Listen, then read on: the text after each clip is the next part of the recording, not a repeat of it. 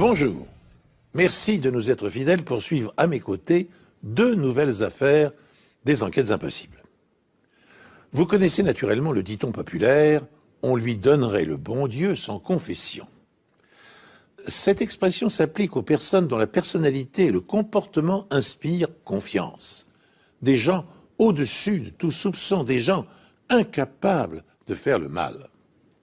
Mais dans certains cas, comme nous allons le voir dans cette affaire, ces personnes apparemment irréprochables peuvent dissimuler dans le tréfonds de leur âme les desseins les plus noirs.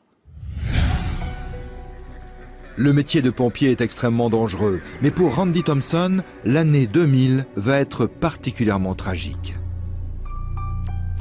D'abord, il tombe d'un camion de pompiers à Cumming, en Géorgie, et se casse le nez.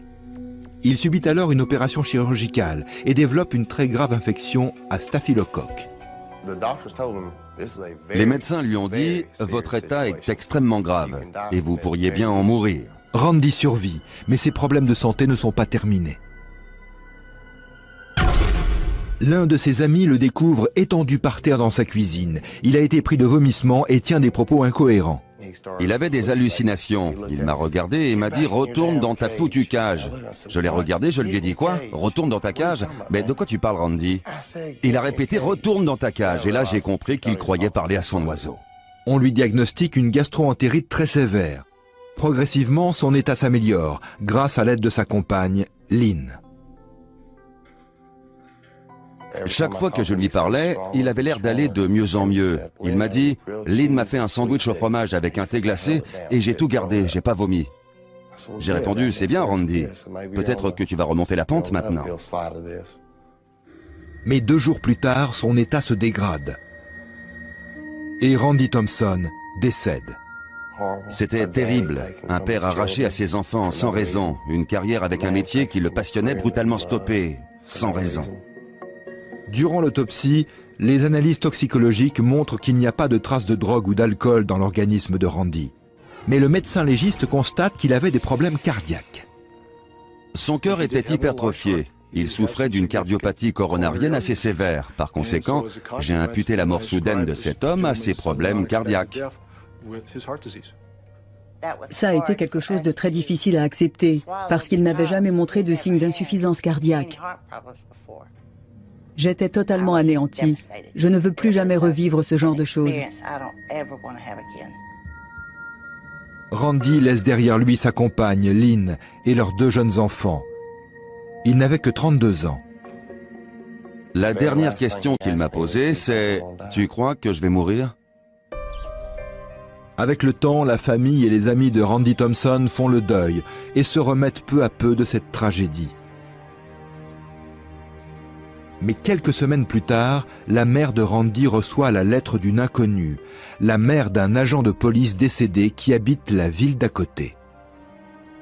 Je vous adresse mes condoléances suite au décès de votre fils Randy. Elle a été écrite par une femme qui affirme que son fils est mort dans des circonstances identiques et qui suggère que les 2 décès sont peut-être liés.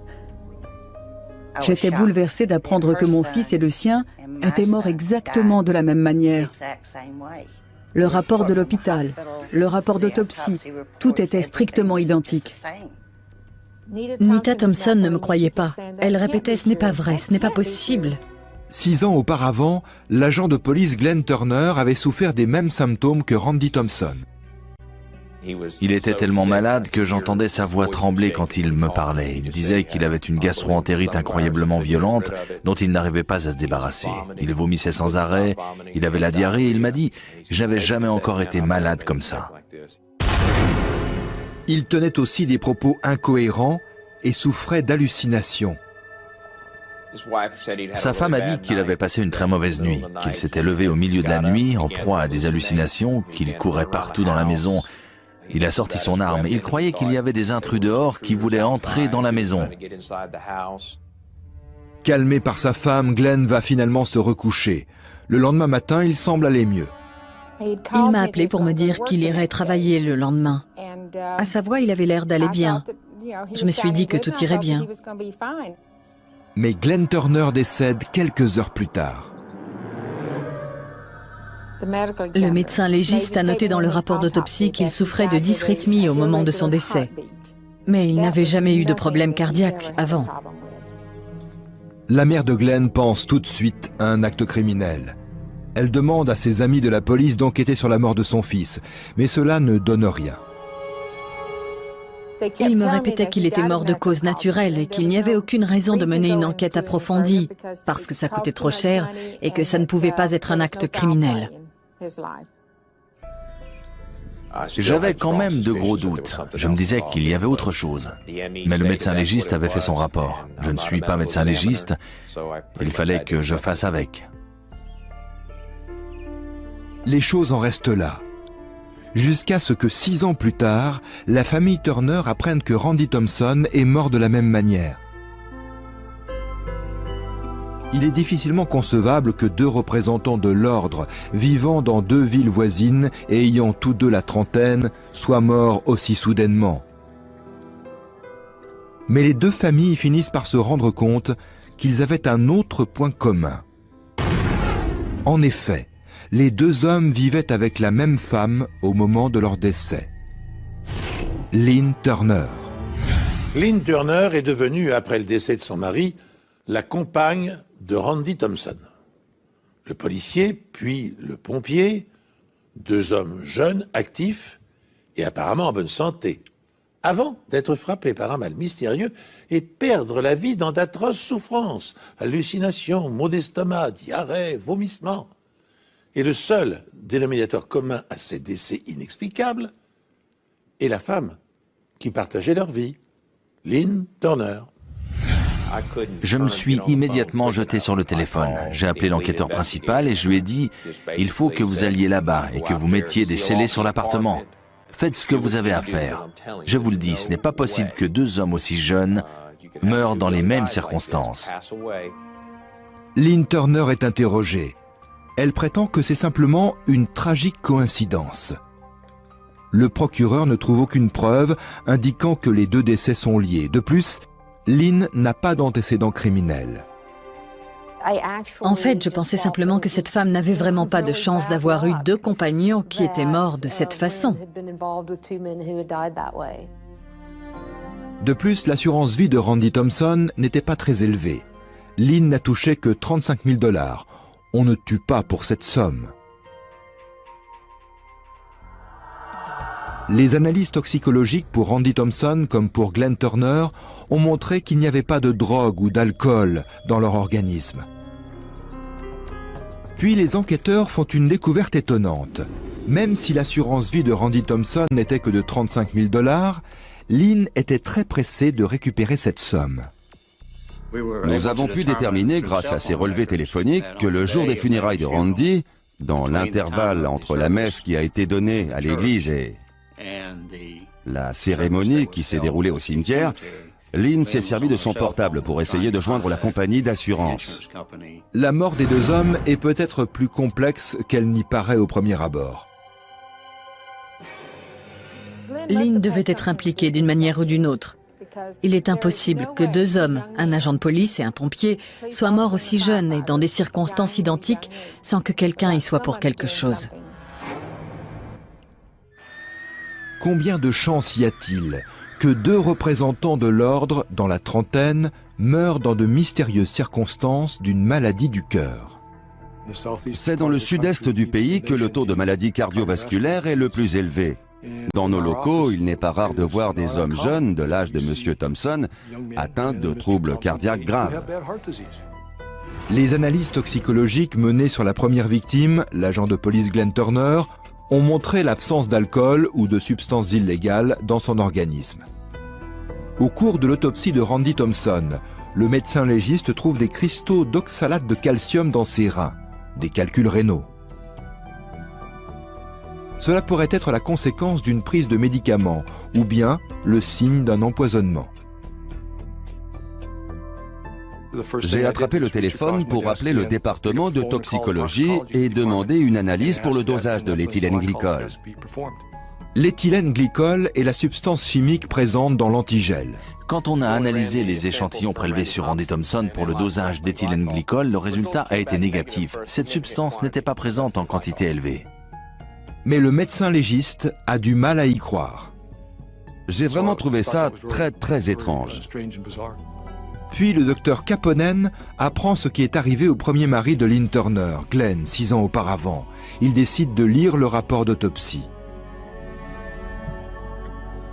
J'ai examiné tous les prélèvements de tissus et j'ai effectué des examens en lumière polarisée sur les tissus des poumons et des reins. À ma grande surprise, j'ai découvert qu'il y avait des cristaux d'oxalate de calcium dans les reins de Glenn Turner.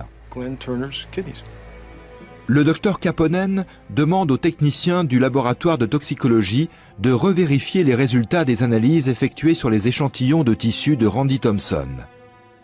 Là, ils découvrent qu'ils ont commis une grave erreur.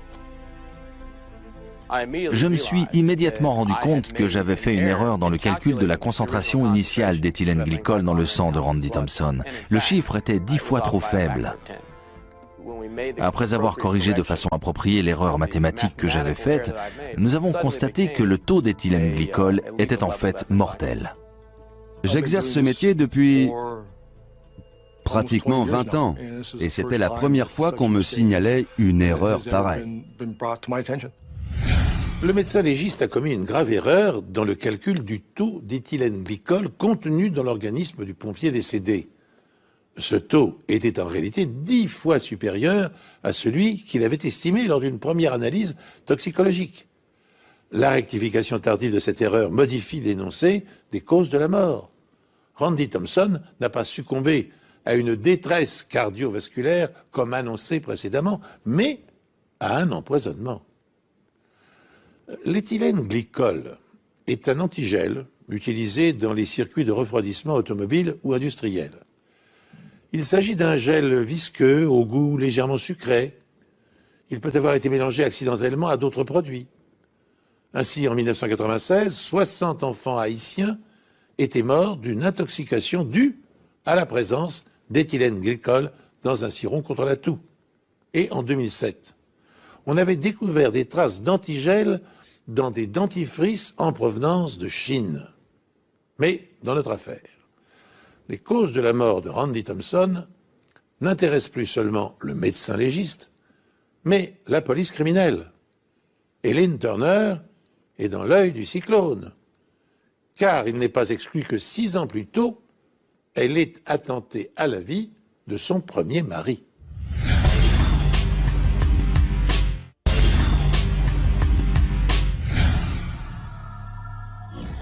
D'après le nouveau rapport toxicologique, il était évident que M. Thompson était décédé des suites d'une intoxication aiguë à l'éthylène glycol.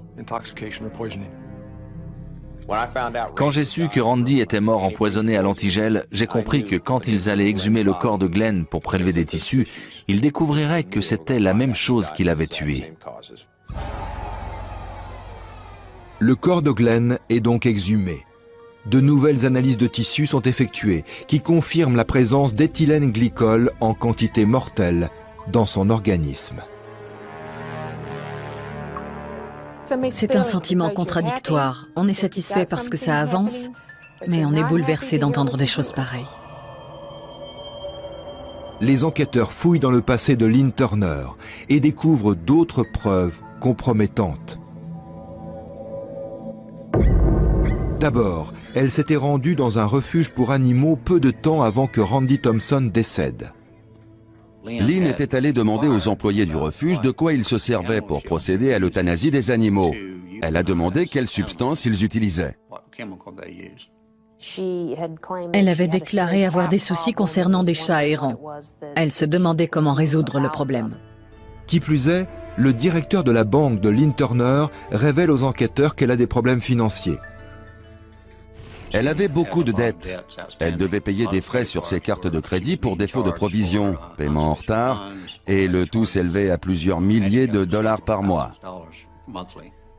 Lynn avait un revenu moyen, mais elle vivait comme une millionnaire, bien au-dessus de ses moyens. Mais ce n'est pas tout. Lynn est allée à la banque quelques semaines avant le décès de Randy. Elle a dit à l'un des employés qu'elle allait s'occuper de tout régulariser, tous les paiements, les emprunts, etc. Que tout serait régularisé en l'espace d'1 ou 2 semaines.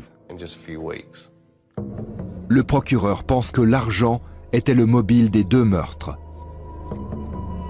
Lynn Turner était la bénéficiaire de l'assurance vie de son premier mari, d'un montant de 150 000 $.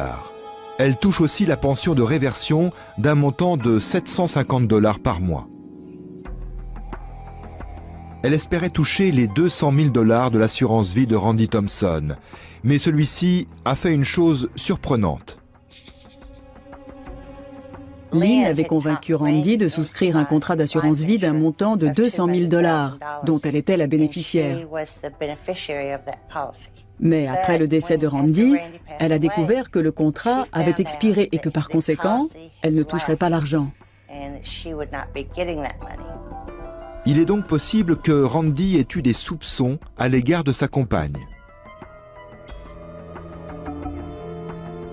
Les enquêteurs apprennent également qu'un flacon d'antigel a été retrouvé dans la maison où vivait Lynn avec son mari, Glenn Turner. Mais à l'époque, personne n'a trouvé cela suspect.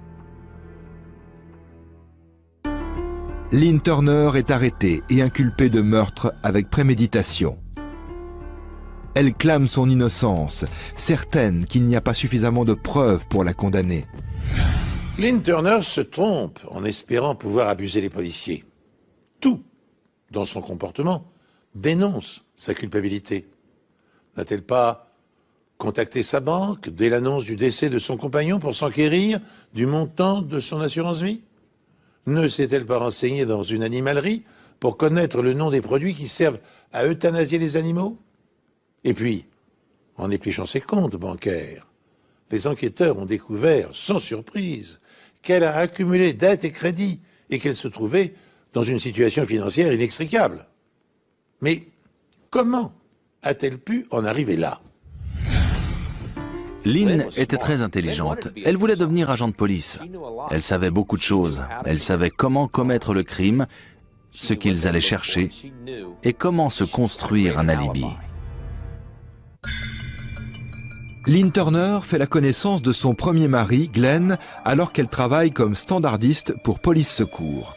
Mais moins de 2 ans plus tard, Glenn révèle à des amis que leur couple va mal. Il a dit qu'il n'avait fait l'amour que 2 fois après le mariage, qu'un problème gynécologique empêchait Lynn d'avoir des rapports sexuels. Bien sûr, on a tous pensé la même chose. J'aurais pu citer 3 ou 4 noms d'hommes qu'elle voyait et avec qui elle couchait. Évidemment, je ne pouvais rien lui dire. Glenn dit aussi à ses amis que Lynn dépense l'argent plus vite qu'il ne le gagne. Il a dit « Je travaille 365 jours par an, avec tous ces jobs à temps partiel, parfois 2 ou 3 différents par jour.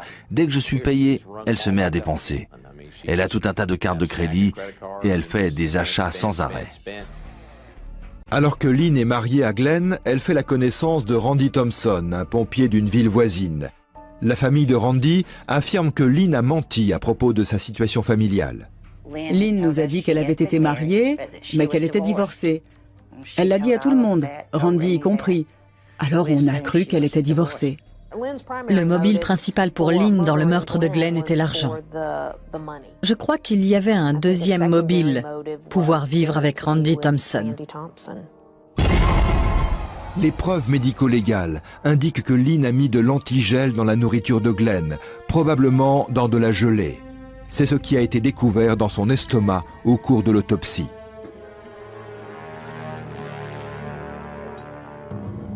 Glenn a été pris de violentes nausées, puis il est mort. Lynn a récupéré l'argent de son assurance vie, en plus de sa pension. Je savais qu'elle n'était pas amoureuse de lui. Je savais qu'il allait être encore plus malheureux. Je pensais qu'elle allait se servir de lui et le dépouiller complètement avant de le quitter, mais je n'aurais jamais pensé qu'elle le tuerait. Quelques semaines seulement après les funérailles de Glenn, Lynn emménage avec Randy Thompson. Bien qu'ils aient eu 2 enfants ensemble, ils ne se sont jamais mariés, probablement parce que cela aurait obligé Lynn à renoncer à la pension de réversion de Glenn Turner. À mon avis, c'est pour ça qu'elle n'a pas épousé Randy. Elle n'aurait plus eu droit à cette pension, alors elle ne s'est pas mariée. Elle est futée. Elle savait qu'elle ne toucherait plus cet argent. Très vite, Randy Thompson déclare à ses amis, tout comme l'avait fait Glenn Turner, qu'il n'est pas heureux avec Lynn. C'était presque comique de les voir se disputer comme chien et chat. Ils se criaient dessus et aucun ne voulait céder. Je lui ai demandé pourquoi tu continues à l'appeler, pourquoi tu décroches encore quand elle appelle. Il répondait « c'est la mère de mes enfants, etc., etc. » Je lui ai dit « ok, fais ce que tu veux ». Un employé d'un refuge pour animaux du quartier affirme que Lynn voulait acheter les produits chimiques qu'il utilise pour euthanasier les chats, mais qu'il a refusé de lui en vendre. Elle ne voulait pas se servir à nouveau d'antigel. Elle a cherché un autre moyen. Elle voulait autre chose pour tuer Randy. Mais finalement, elle n'a pas osé. Et elle a repris ce qu'elle avait déjà utilisé. Randy a dit à ses amis que Lynn lui avait préparé son déjeuner juste avant qu'il ne soit pris de violentes nausées. Un sandwich toasté au fromage et un thé glacé. Les enquêteurs pensent que l'antigel était dans le thé. Randy est mort dans les 24 heures. Ce n'est qu'après sa mort que Lynn apprend qu'il a laissé expirer son contrat d'assurance vie.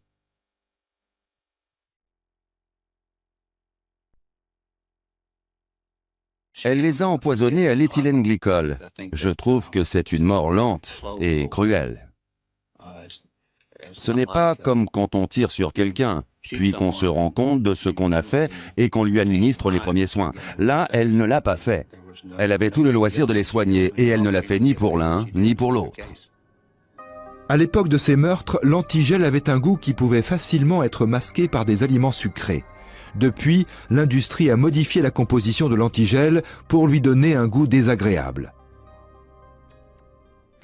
Nous déclarons l'accusée Julia Lynn Womack Turner coupable de meurtre avec préméditation. En mai 2004, Lynn Turner est condamnée pour le meurtre de son mari Glenn.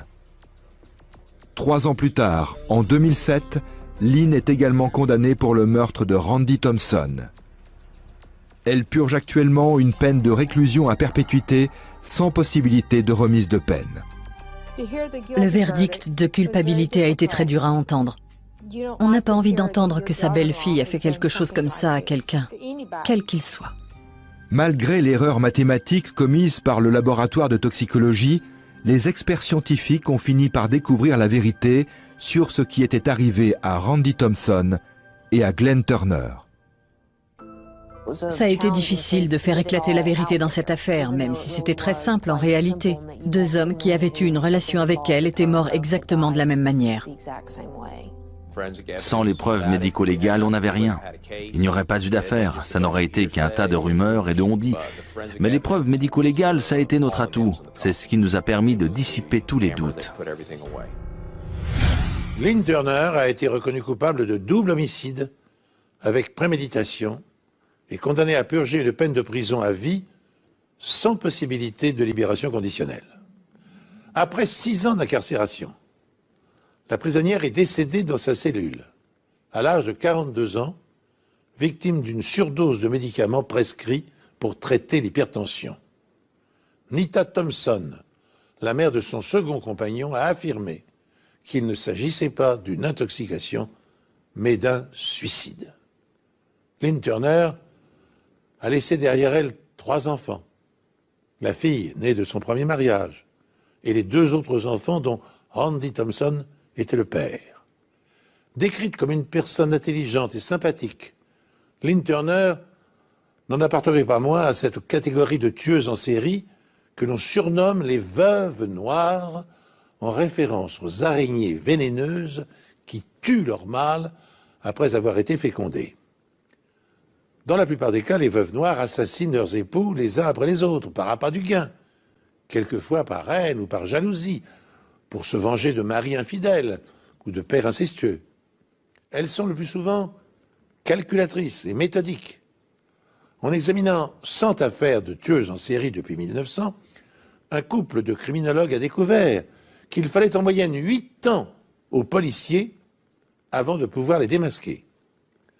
Aux États-Unis, le taux de crimes commis par des femmes depuis 1970 a augmenté, tenez-vous bien, de 138%. Néanmoins, les veuves noires ne représente que 8% de tous les tueurs en série américains.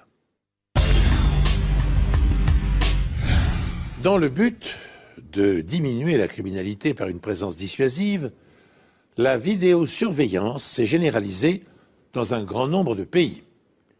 Disposées dans les lieux publics des magasins ou des entreprises, des milliers de caméras traquent le moindre mouvement des citoyens. Tenez, à titre d'exemple, la Grande-Bretagne compte aujourd'hui 4 millions d'installations, dont 500 000 rien qu'à Londres.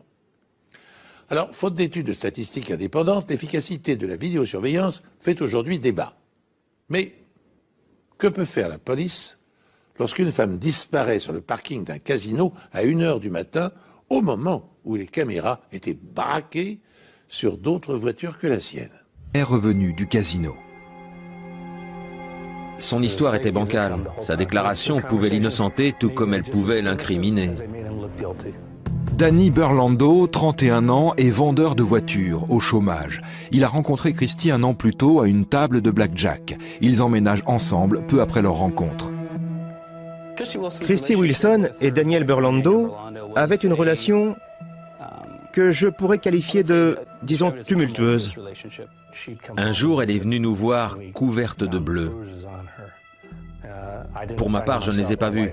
C'est ma femme qui m'en a parlé. Elle me l'a dit après leur départ, et j'ai eu envie de tordre le cou de Daniel. La police retrouve la voiture de Christy sur le parking du casino et au premier abord, il n'y a pas de signe de lutte ou d'indices qui permettent de dire qu'elle voulait s'enfuir. Elle avait quasiment tout laissé chez elle, ses affaires de toilette, ses vêtements et des médicaments qu'elle prenait régulièrement. Elle avait même abandonné son chat alors qu'elle l'adorait. C'est le genre de choses qu'on n'oublie pas de prendre quand on veut partir.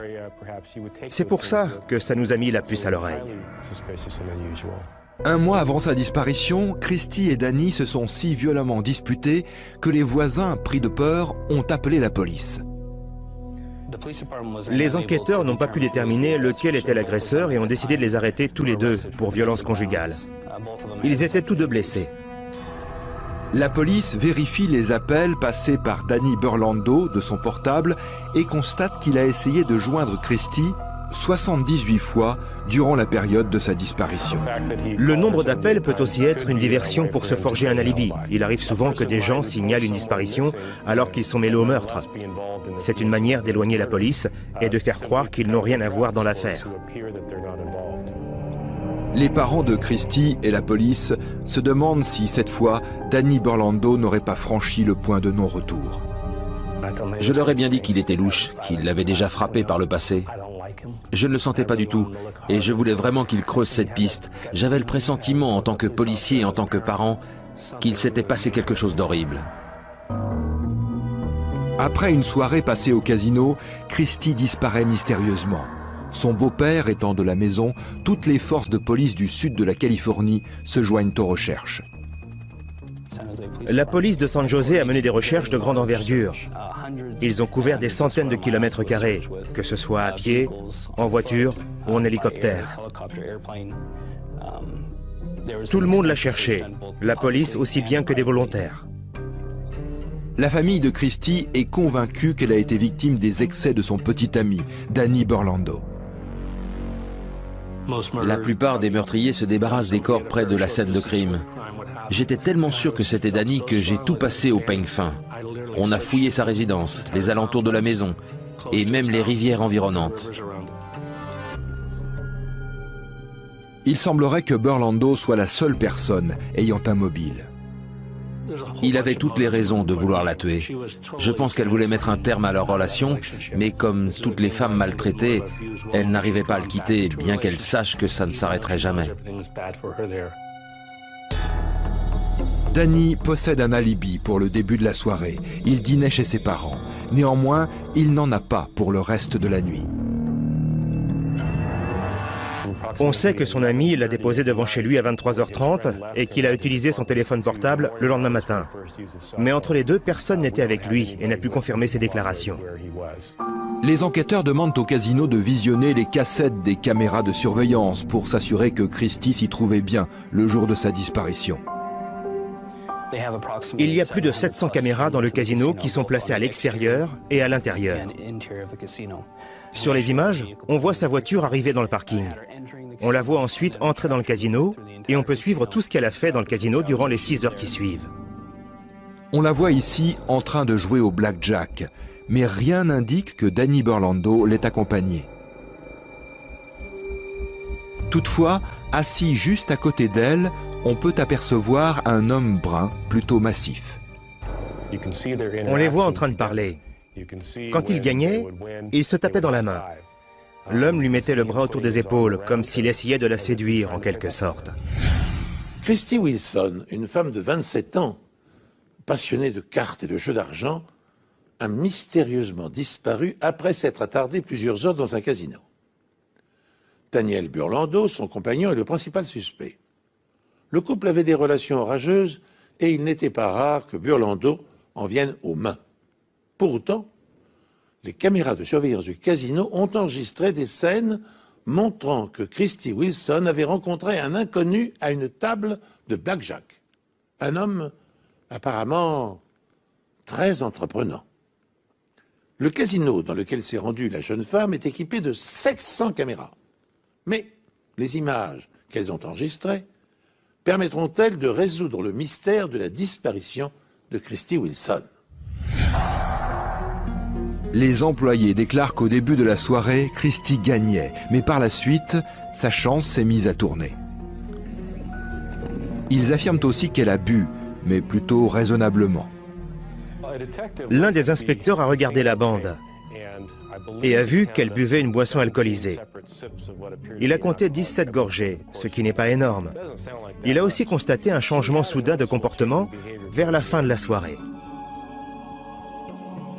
Christy est une habituée du casino et les employés l'ont effectivement trouvée très bizarre ce fameux soir. Elle est devenue subitement odieuse. Et d'après ce que j'ai pu voir sur la cassette, je n'entendais pas ce qu'elle disait, mais j'ai bien remarqué que son langage corporel avait changé. Elle était beaucoup plus raide et elle bougeait différemment. Plusieurs croupiers et serveurs ont failli lui demander de partir. Mais l'homme assis à côté d'elle prend sa défense. Il s'est levé et a dit « Ne vous inquiétez pas, je vais m'en occuper. Je la ramène. » Grâce aux caméras de sécurité, la police parvient à identifier l'homme en question. Il a utilisé sa carte client aux machines à sous environ 10 minutes avant d'aller à la table de Christy. Cette carte leur permet d'accumuler des points et de gagner des cadeaux de la part du casino. En combinant l'heure de la vidéo et la machine sur laquelle il avait joué, ils ont trouvé l'identité de l'individu en question. Il s'agit de Mario Garcia, un homme de 53 ans, cadre dans une entreprise d'informatique médicale. Il n'avait pas vraiment le profil type d'un suspect, mais dans notre métier, on ne s'attache pas aux apparences. Il avait un salaire à 6 chiffres. Il travaillait dans une grosse entreprise et était à la tête d'un projet très important. Il était marié et avait 2 enfants dont il s'occupait. Il jouait au football et était même entraîneur. Les bandes vidéo montrent que Christy et Mario sont partis ensemble du casino aux environs d'1h du matin. Elles montrent également Mario Garcia quitter le parking au volant de sa voiture. La voiture de Christy, en revanche, n'a pas bougé. Elle n'est jamais montée dans sa voiture. Elle s'est tout simplement évanouie dans la nature.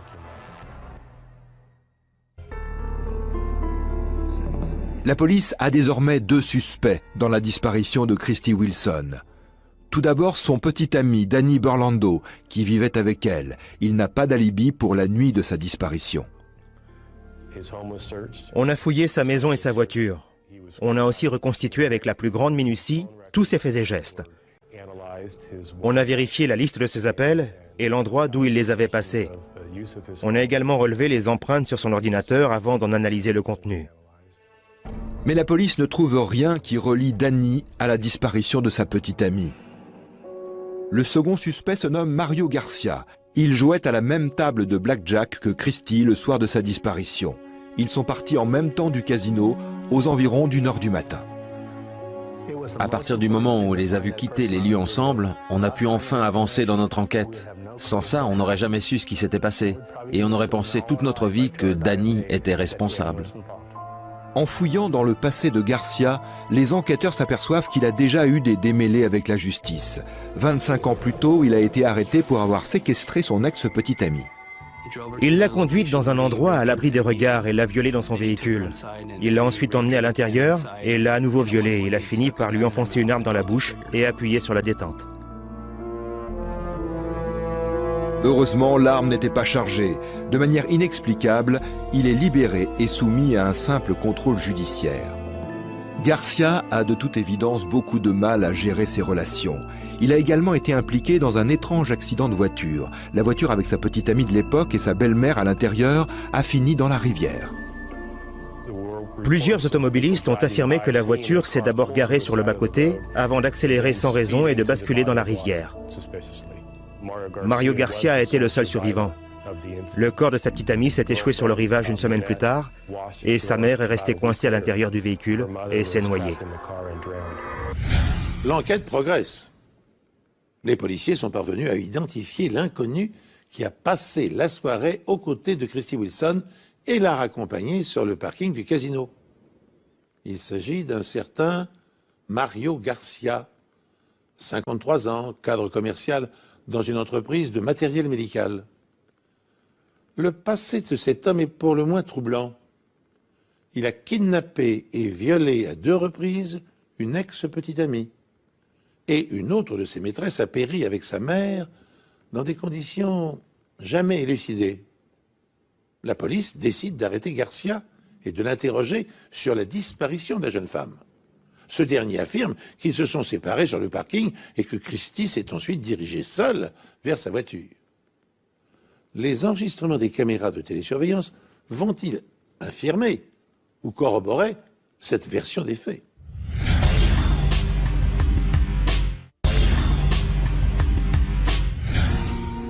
Une déclaration impossible à confirmer, car les caméras balaient le parking de droite à gauche sans rester sur un point fixe. Mais par chance, la voiture de Garcia a une option qui va permettre à la police de savoir combien de temps s'est écoulé entre le moment où il a ouvert la portière et celui où il a quitté le parking. Les clignotants de sa voiture se sont allumés 4 fois, ce qui veut dire que les 4 portières sont ouvertes. Il s'est ensuite passé 3 minutes et 41 secondes. Il est entré dans sa voiture et 3 minutes plus tard, il a allumé ses phares pour sortir du parking. Je pense que durant ce laps de temps, il a dû l'assommer d'une manière ou d'une autre avant de l'allonger sur la banquette arrière. Le suspect soutient qu'il est rentré directement chez lui, mais si c'est effectivement le cas, il a pris la mauvaise direction en sortant du parking. Sur les vidéos de surveillance, on voit qu'il a tourné à droite en sortant du casino, c'est-à-dire à l'opposé de l'endroit où il habite. De plus, il déclare qu'il a dormi toute la nuit avant de partir travailler le lendemain matin à 8h30. Sa femme refuse de répondre aux questions de la police, mais la liste de ses appels indique qu'il ne se trouvait pas chez lui à cette heure. Nous avons pu établir qu'il a appelé sa femme de son portable le matin même à 7h51. L'appel a été relayé par une antenne au nord de la maison.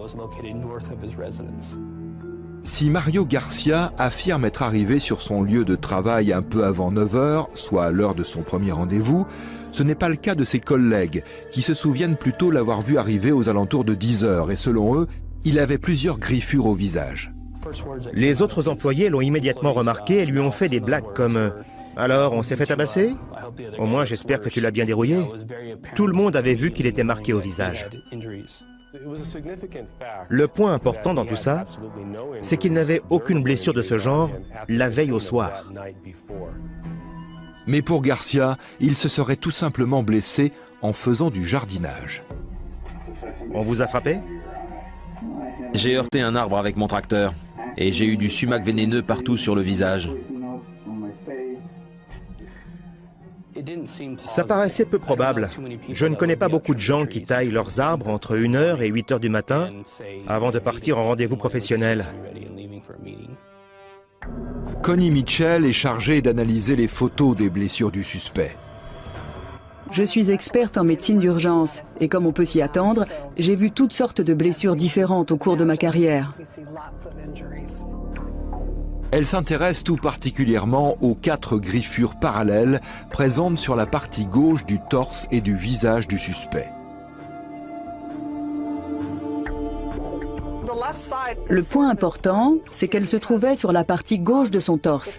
Si la victime est droitière, il y a de fortes chances que les griffures qu'elle inflige au meurtrier se trouvent justement sur la partie gauche. Christy Wilson était droitière. De plus, les marques sont régulières, alors qu'un accident de jardinage aurait sans doute laissé des marques aléatoires. Lorsque les blessures dessinent une forme géométrique, comme celle laissée par des marques de griffures qui sont parallèles, la thèse de l'accident de jardinage paraît beaucoup moins plausible. Connie Mitchell est convaincue que ces blessures ont été causées par une personne qui a tenté de se défendre. Christy nous a laissé un message. Elle voulait que ses parents, la police et les experts sachent ce qu'il s'était réellement passé. Les scientifiques de la police fouillent ensuite l'ordinateur de Mario Garcia et y trouvent d'autres preuves. On a appris qu'il avait été sur des sites de toxicologie médico-légale, de balistique, et il y avait même un site sur les drogues utilisées par les violeurs. Mais s'il est responsable de la disparition de Christy, les enquêteurs sont face à un obstacle de taille. Sans corps, rien ne prouve qu'il y a eu meurtre. Non seulement on n'avait pas de corps, mais en plus on n'avait ni aveu ni témoin. On ne savait pas où le crime avait eu lieu, ni même avec quoi il l'avait tué. Le suspect principal dans cette affaire se nomme Mario Garcia. Il se trouvait avec la victime au casino le jour où elle a disparu.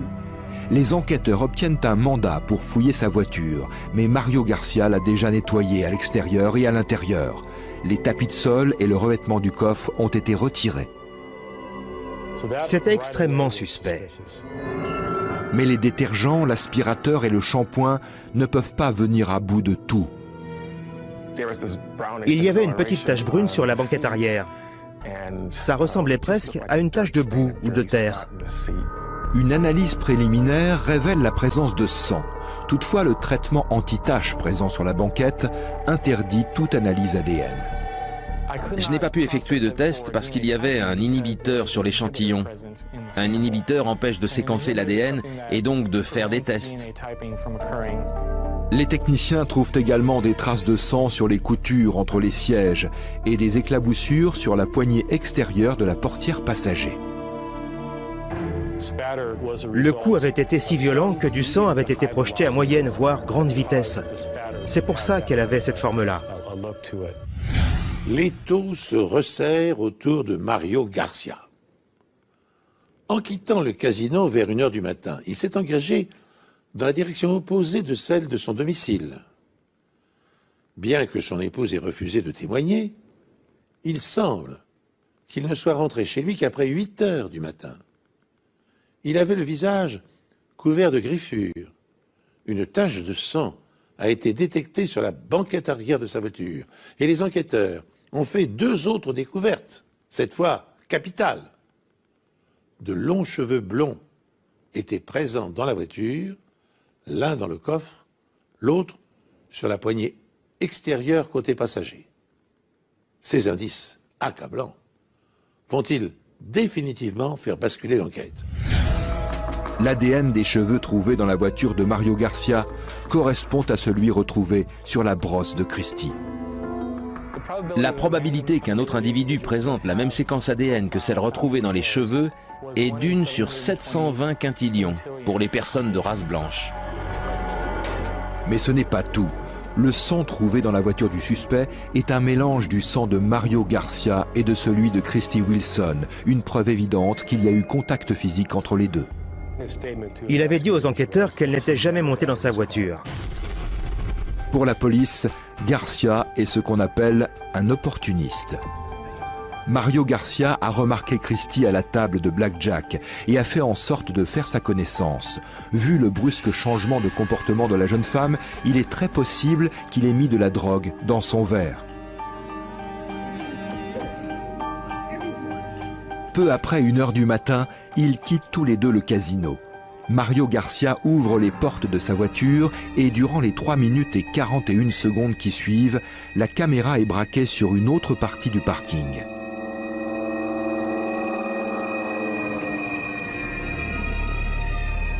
Pour les enquêteurs, c'est à ce moment-là qu'il lui a cogné la tête contre la portière, laissant au passage un cheveu et des traces de sang sur la poignée. Il met Christie sur la banquette arrière et sort du parking sans se faire remarquer. Il se rend ensuite dans un endroit plus tranquille, au nord de son domicile.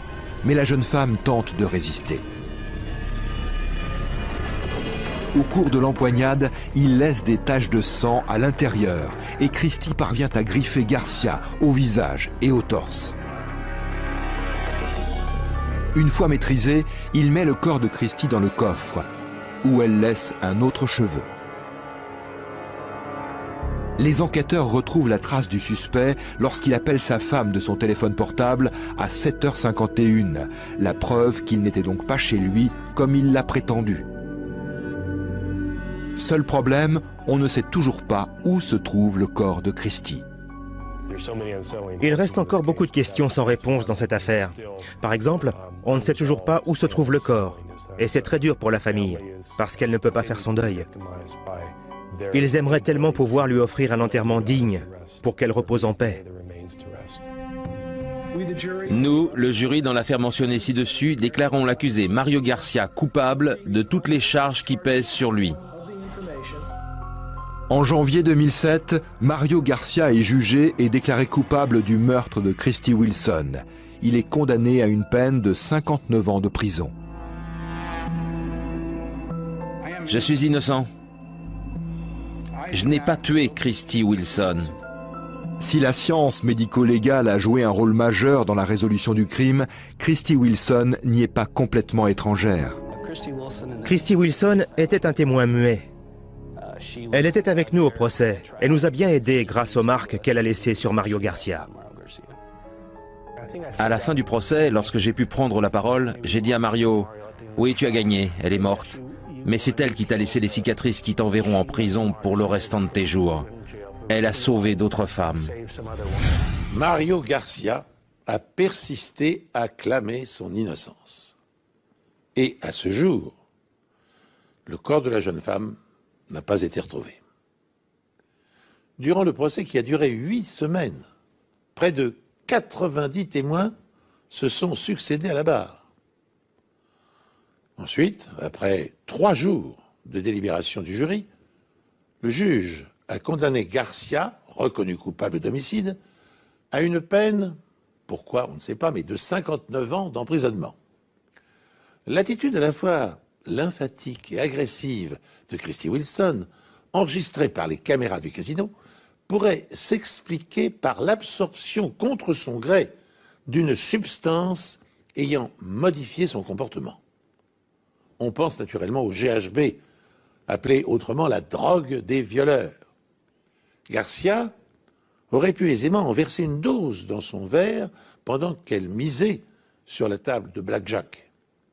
Ce puissant anesthésique entraîne des troubles de la vigilance et une passivité suivie d'une amnésie. Rappelons que les enquêteurs avaient découvert que Garcia avait consulté des sites dédiés à ce type de drogue sur son ordinateur.